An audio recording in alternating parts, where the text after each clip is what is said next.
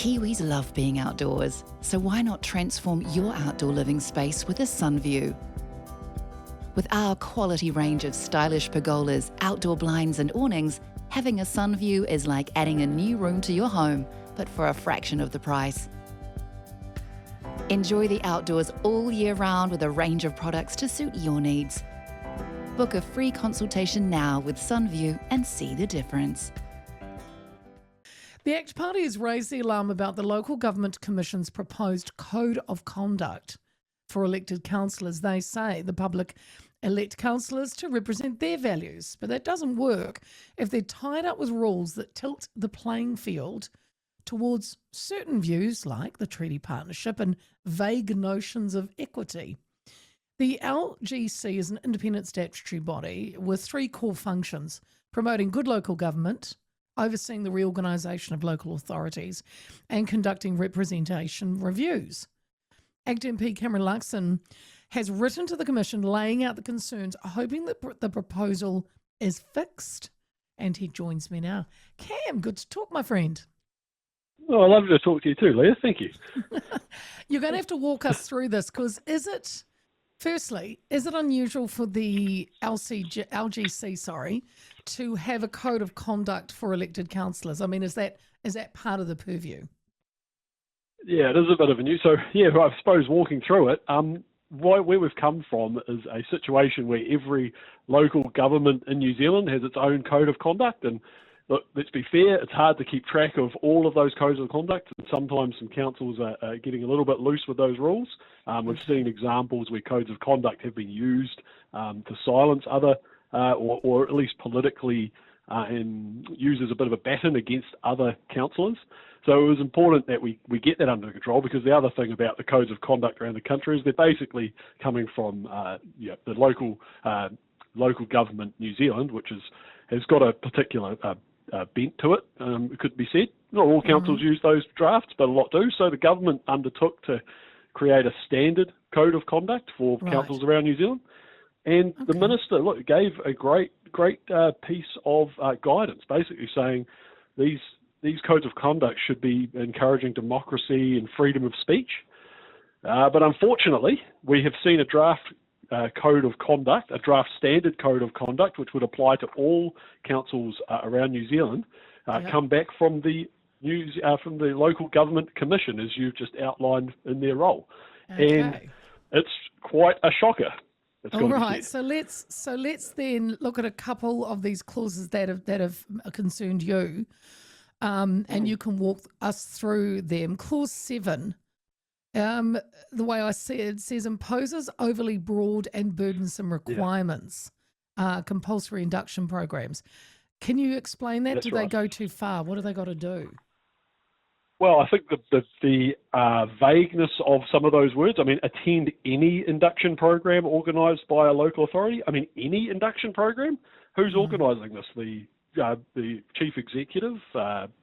Who's in charge of making sure that these induction programs aren't an onerous, ideologically bent, perhaps, option? And at the end of the day, it comes to a core thing. We are electing local body representatives based on our votes as local electors in a local council election. We're not sending them off to go and be, indoctrinated in any induction program organised by a local authority. Another part in there is take all.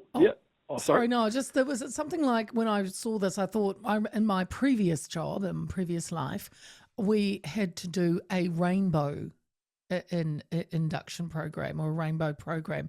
Is that what you're kind of talking about? And we're not saying they're going to be sent on a rainbow, but we had to do it. So this is what you're saying.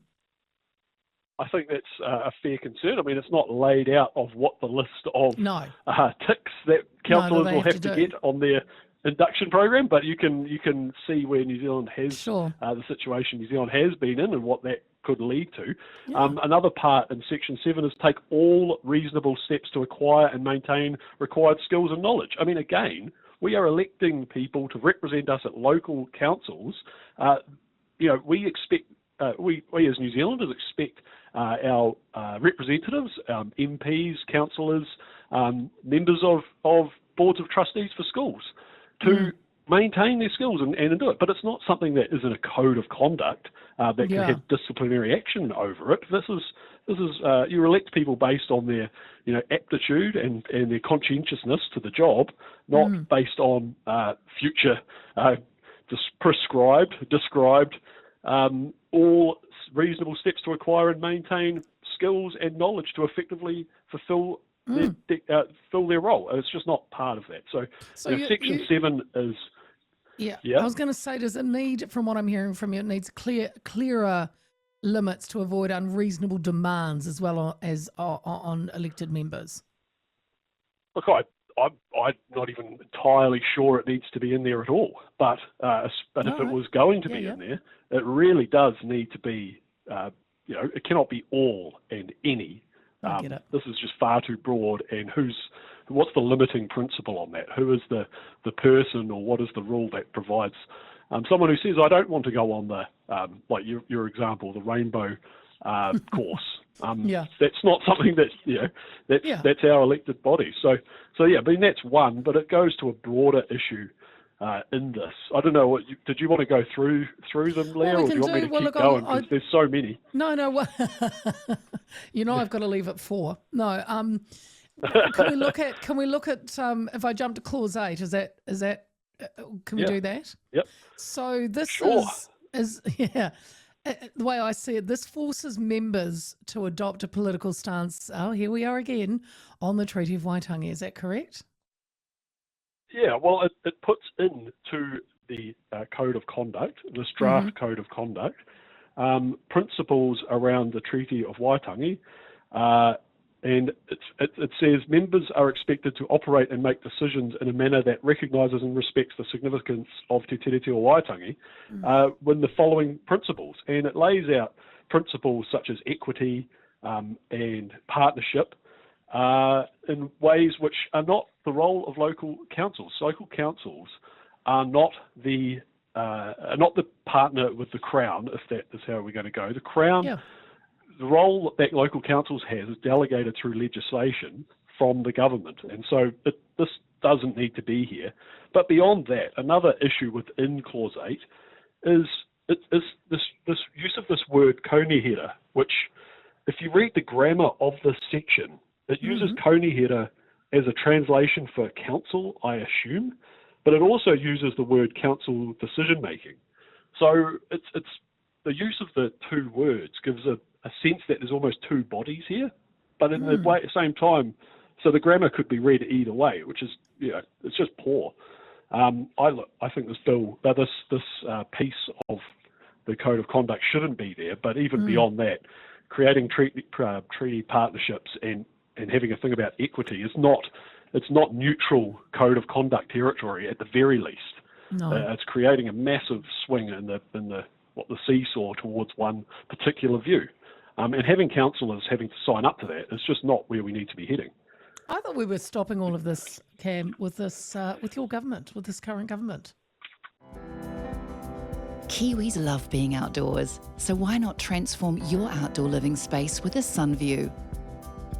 With our quality range of stylish pergolas, outdoor blinds and awnings, having a sun view is like adding a new room to your home, but for a fraction of the price. Enjoy the outdoors all year round with a range of products to suit your needs. Book a free consultation now with Sunview and see the difference.